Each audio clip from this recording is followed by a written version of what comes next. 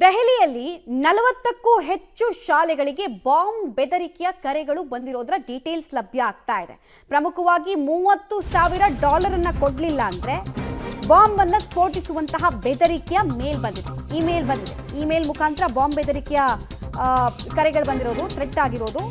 ಲಘು ಪ್ರಮಾಣದ ಬಾಂಬ್ ಅನ್ನು ಮರೆಮಾಚಲಾಗಿದೆ. ಬಾಂಬ್ ಸ್ಫೋಟಗೊಂಡ್ರೆ ಕಟ್ಟಡಕ್ಕೆ ಯಾವುದೇ ಹಾನಿ ಆಗಲ್ಲ, ಆದರೆ ಮಕ್ಕಳಿಗೆ ಗಾಯಗಳಾಗುತ್ತೆ ಅಂತ ಹೆದರಿಸುವ ಪ್ರಯತ್ನವನ್ನ ಇಮೇಲ್ನಲ್ಲಿ ಮಾಡಲಾಗಿದೆ. ಏಕಕಾಲಕ್ಕೆ 40ಕ್ಕೂ ಅಧಿಕ ಶಾಲೆಗಳಿಗೆ ಬಂದಿರುವಂತಹ ಮೇಲ್.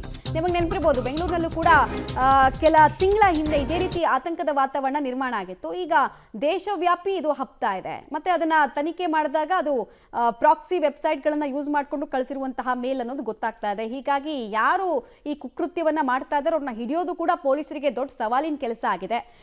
ದೆಹಲಿಯ ಬಹುತೇಕ ಶಾಲೆಗಳಲ್ಲಿ ಈಗ ಆತಂಕದ ಛಾಯೆ ಮೂಡಿದೆ.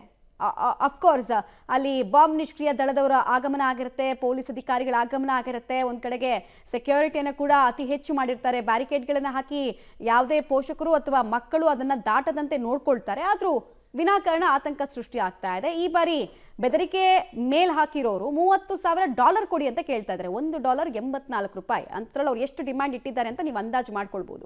ಡೀಟೇಲ್ಸ್ ಕೊಡ್ತಾರೆ ಶಬೀರ್. ದೆಹಲಿಯ ಯಾವ ಭಾಗದಲ್ಲಿ ಈ ರೀತಿ ಮೇಲ್ ಬಂದಿರೋದು ಮತ್ತು ಬಂದಿರುವ ಎಲ್ಲಾ ಮೇಲ್ಗಳು ಬಹುತೇಕ ಸೇಮ್ ಟೈಮಿಂಗ್ ಬಂದಿರೋದಾ, ಸೇಮ್ ಪ್ಯಾಟರ್ನ್ ಅಲ್ಲಿ ಇದೆಯಾ? ಏನೇನ್ ಮಾಹಿತಿ ಸಿಗ್ತಾ ಇದೆ?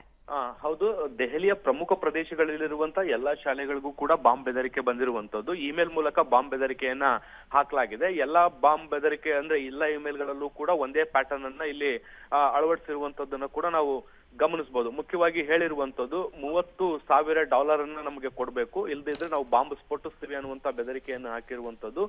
ಮುಖ್ಯವಾಗಿ ಇಲ್ಲೊಂದು ಅಂಶವನ್ನ ಇಮೇಲ್ ಕಳಿಸಿದವರು ಹೇಳಿರುವಂತದ್ದು, ಬಾಂಬ್ ಬಹಳ ತೀವ್ರ ಪ್ರಮಾಣದಲ್ಲಿ ಇಲ್ಲ, ಅದರಿಂದ ಕಟ್ಟಡಕ್ಕೆ ಯಾವುದೇ ರೀತಿಯಾದಂತಹ ಹಾನಿಗಳಾಗೋದಿಲ್ಲ. ಆದ್ರೆ ಬಾಂಬ್ ಸ್ಫೋಟ ಆದ್ರೆ ಅಲ್ಲಿರುವಂತಹ ಮಕ್ಕಳು ಮತ್ತೆ ಸಿಬ್ಬಂದಿಗಳಿಗೆ ಹಾನಿಯಾಗುವಂತ ಸಾಧ್ಯತೆಗಳಿದಾವೆ. ಬಾಂಬ್ ಸ್ಫೋಟಿಸಬಾರದು ಅನ್ನೋದಾದ್ರೆ $30,000 ಅನ್ನ ಕೊಡಬೇಕು ಅನ್ನುವಂತ ನಿಟ್ಟಿನಲ್ಲಿ ಬೆದರಿಕೆಯನ್ನ ಹಾಕಿದ್ದಾರೆ. ಈ ಬೆದರಿಕೆಯ ಬೆನ್ನಲ್ಲೇ ಈಗ ಪೊಲೀಸರು ಯಾವ್ಯಾವ ಶಾಲೆಗಳಿಗೆ ಬಾಂಬ್ ಬೆದರಿಕೆ ಬಂದಿತ್ತು ಅಲ್ಲಿ ಬಾಂಬ್ ನಿಷ್ಕ್ರಿಯ ದಳ ಮತ್ತೆ ಅಗ್ನಿಶಾಮಕ ದಳದವರನ್ನು ಕೂಡ ಕಳಿಸಲಾಗಿರುವಂತದ್ದು. ಮತ್ತೆ ಸ್ಕ್ವಾಡ್ ಡಾಗ್ ಗಳನ್ನ ಕೂಡ ತೆಗೆದುಕೊಂಡು ಹೋಗಿ ಪರಿಶೀಲನೆಯನ್ನ ಮಾಡಲಾಗ್ತಾ ಇದೆ.